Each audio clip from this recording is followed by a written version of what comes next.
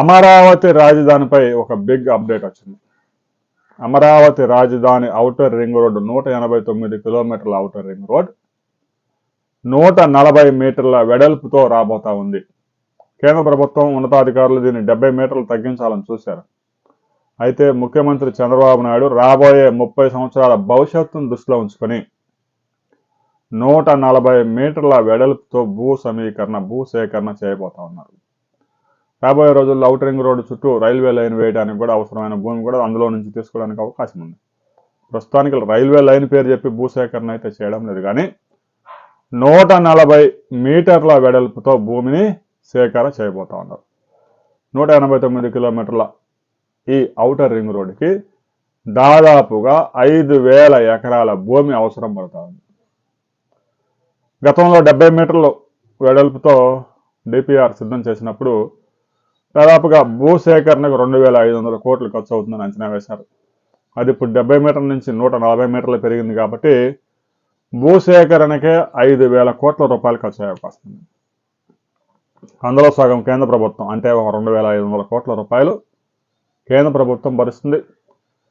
మరో 2,500 కోట్ల రూపాయలు రాష్ట్ర ప్రభుత్వం కానీ సిఆర్డీఏ కానీ ఆ పెట్టుబడులు పెట్టాల్సి ఉంటుంది. భూసేకరణ మొత్తం కనుక పూర్తి చేసి కేంద్ర ప్రభుత్వానికి జాతీయ రహదారుల సంస్థకి అప్పగిస్తే 10 ప్యాకేజీలుగా విభజించి టెండర్లు పిలిచే అవకాశం స్పష్టంగా కనిపిస్తోంది. ఇప్పటికే కేంద్రం ఆమోదించింది. దాన్ని రాబోయే కొద్ది రోజుల్లోనే కేంద్ర క్యాబినెట్లో కూడా పెట్టబోతా ఉన్నారు. 25,000 కోట్ల రూపాయల జాతీయ రహదారుల ప్రాజెక్ట్ అది కొత్తగా చేపడుతున్నారు కాబట్టి కేంద్ర క్యాబినెట్ ఆమోదం తీసుకుంటే ఆ నిధుల ఫండ్స్ ఫ్లోకి ఇబ్బంది లేకుండా ఉంటుంది. ఇక టెక్నికల్ రిపోర్ట్స్ కూడా సిద్ధమయ్యాయి.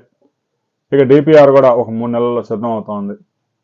140 మీటర్లకు అవసరమైన భూసేకరణ కూడా 5 ప్రత్యేక కలెక్టర్లను నియమించారు. 5 జిల్లాల్లో 121 గ్రామాల్లో గ్రామ సభలు కూడా నిర్వహించబోతున్నారు. ఈ ఏడాది చివరి నాటికి భూసేకరణ మొత్తం పూర్తి చేసి కేంద్రానికి జాతీయ రహదారుల సంస్థగా అప్పగించే అవకాశం ఉంది. ఇక ఒక్కసారి కనుక భూమిని కనుక అప్పగిస్తే వెంటనే ఈలోగానే డిపిఆర్ కూడా సిద్ధం అవుతుంది. వెంటనే 10 ప్యాకేజీలుగా విభజించి ప్రతి 20 కిలోమీటర్లకు ఒక ప్యాకేజీ విభజించి కృష్ణానది మీద ఉన్నటువంటి 2 బ్రిడ్జిలు ఏవైతే వస్తాయో ఆ బ్రిడ్జిలు ఒక్కో బ్రిడ్జిని ఒక ప్యాకేజీ విభజించి మొత్తం మీద 10 ప్యాకేజీలుగా విభజించి పనులు అప్పగించే అవకాశం ఉంది. రాబోయే కొద్ది రోజుల్లో ఈ ఔటర్ రింగ్ రోడ్డుకు సంబంధించి కేంద్ర క్యాబినెట్ అప్రూవల్ ఆమోదం తెలపగానే మరిన్ని అప్డేట్స్తో మనం మరో వీడియోలో కలుసుకుందాం.